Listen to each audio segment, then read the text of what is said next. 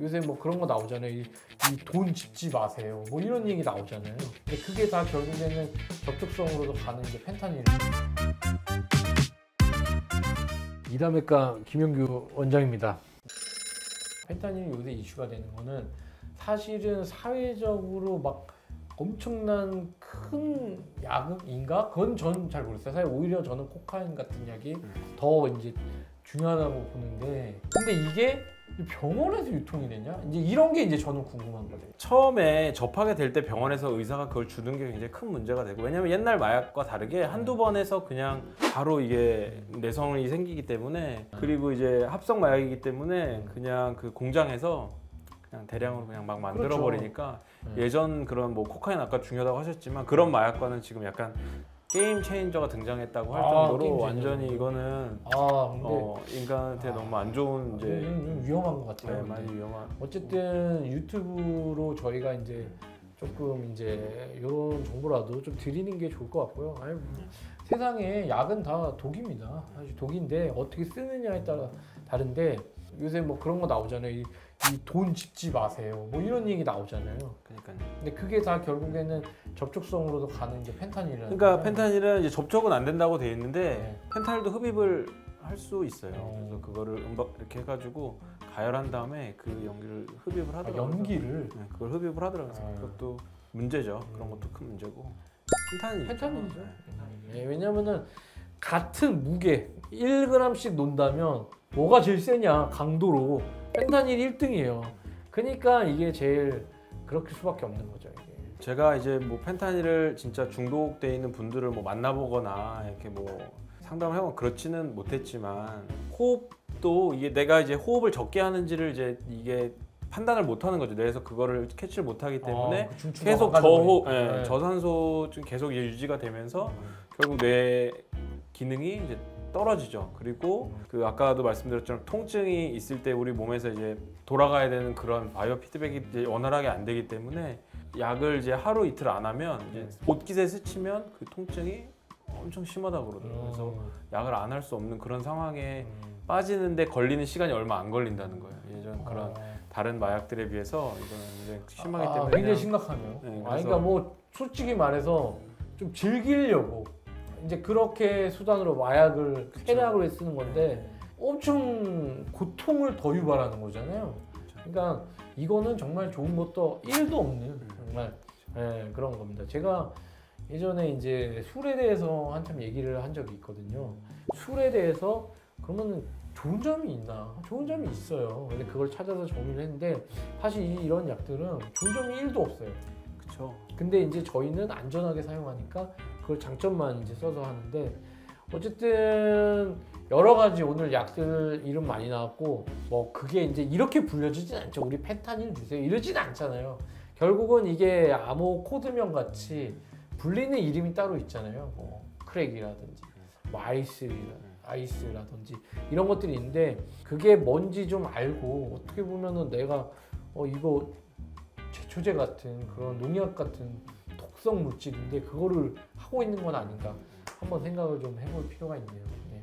그러니까는 예전부터 한국은 마약 청정 구역으로 불려서 이제 뭐 호주든지 뭐 태국 이런 데서 이제 남미로 재료를 보내던 미국으로 들어갈 때 유통이죠. 그러니까 한국에서 왔다 그러면 이제 믿는 거잖아요. 근데 이제 지금은 우리나라에도 마약이 많이 이제 어떤 경우인지 모르겠지만 너무 많아져서 그런 것도 이제는 뭐 의미가 없는 것 같고, 이제 아까 말했다시피 좀 저는 그랬어요. 저희는 그냥 뭐 파티를 한다면 술이죠. 그러니까 술이 대부분이고 부어라 마셔라 하고 이제 이런 상태인데, 이제는 그게 아니죠. 근데 술은 그냥 겉으로 보이는 거고 실제로는 안에 더 술보다 훨씬, 알코올보다 훨씬 더 센 쾌락을 주는 이제 약이 숨어져 있는 거죠.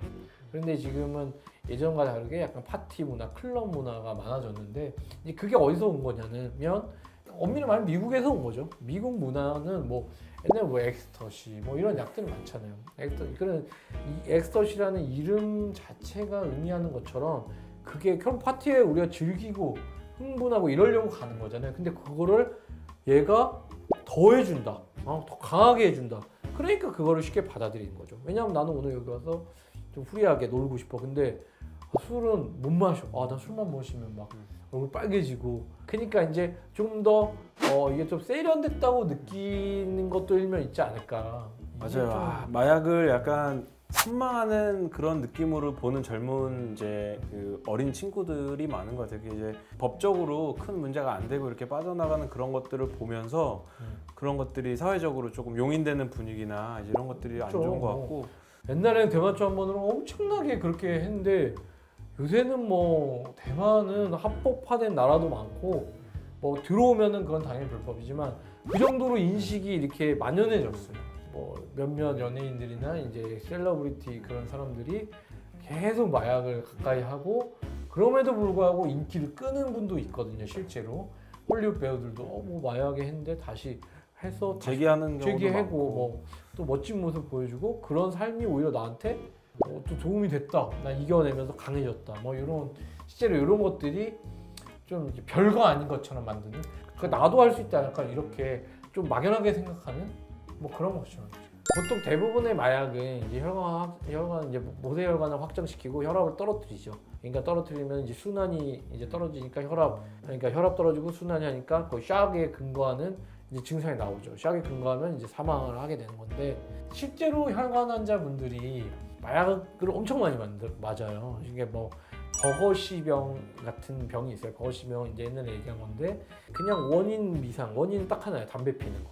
그거 말고는 없는데 혈관이 다 막혀요. 그래서 막 손가락 끝부터 다 썩어 들어가거든요. 엄청나게 아파요.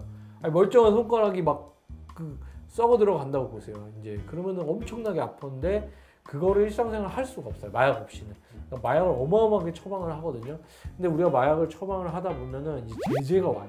그렇게 되면 그 환자가 저한테 약을 받다가 또 다른 병원 가서 약을 받고 이런 식으로 계속 병원을 돌아다니면서 약만 처방하는 그렇게 이제 되는 경우도 많이 있죠. 인제는 이거예요. 내가 술을 먹을까 마약을 할까 요 정도예요. 소주 한잔 할까 마약을 한번 흡인할까 요 정도로 와 있단 말이야. 그러니까 술 근데 우리가 좀 알아보고 하잖아요. 술도 뭐 이건 술 있고 그것처럼 알아보십시오. 이게 정말 얼마 나온지를 알고 선택을 하셔야 됩니다.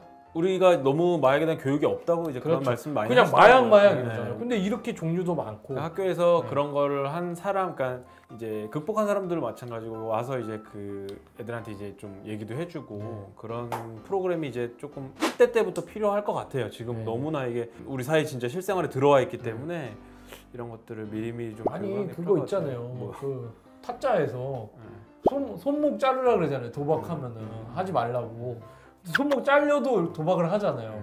그 마약이 그것보다 도박보다 더 무서운 거라니까요. 심지어 내가 도박 안 하면 손을 잘라도 하고 있으니까 이게 왜냐하면은 이게 그냥 내 뇌를 속이는 겁니다. 내 뇌를 완전 망가뜨리는 거예요. 그래서 정신병을 걸리게 하는 거예요. 그러니까 그거는 절대로 도움 안 되니까 오늘 마약에 대해서 좀 이런저런 얘기를 해봤는데요. 또 마약뿐만 아니라 굉장히 또 다음 시간에 우율주사 이렇게 또 가까이 있는 진정제들이 또 있어요. 그리고 수면제를 좀 불면에 시달리는 분들이 있는데 수면제에 대해서 중독이 또 되지 않냐 이런 얘기가 많이 있거든요. 그런 얘기도 좀 궁금한 얘기들을 좀 더 해보겠습니다. 네, 오늘 여기까지 하겠습니다. 네, 감사합니다.